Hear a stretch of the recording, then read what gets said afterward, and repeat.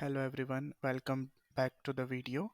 And in today's video, I'm gonna tell you how can you perform advanced group by in Power Query Editor. So this is my table, and here I'm having some column: region, product, salesperson, order date, quantity, and unit price, and total sales as well. So I want to find out that on particular date, like I want to group this data on the basis of date and then on the basis of region, and I want to find out two things like total quantity that I've sold and total sales. Okay, so how can you do that? So you have to go in the home tab and click on this group by function. Okay, so here if you select the basic, so it will only let you group the rows on the basis of one column only, and you can perform only one aggregation, right? So that's why here we need the advanced group by. So what you need to do, select this, and here you can see you can select multiple columns.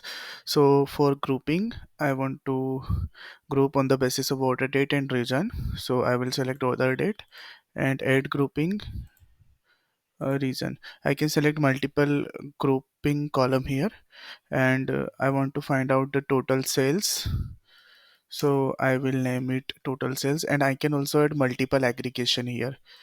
I do want to do sum, and the column is total sales, and I am adding one more aggregation here, which is total quantity.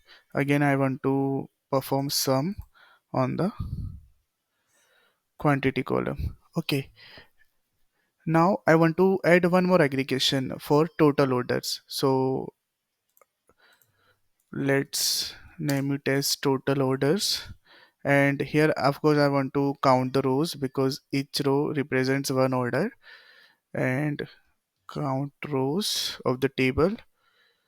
Oh, and here I cannot select any column because count rows works on the table level, and I will click OK.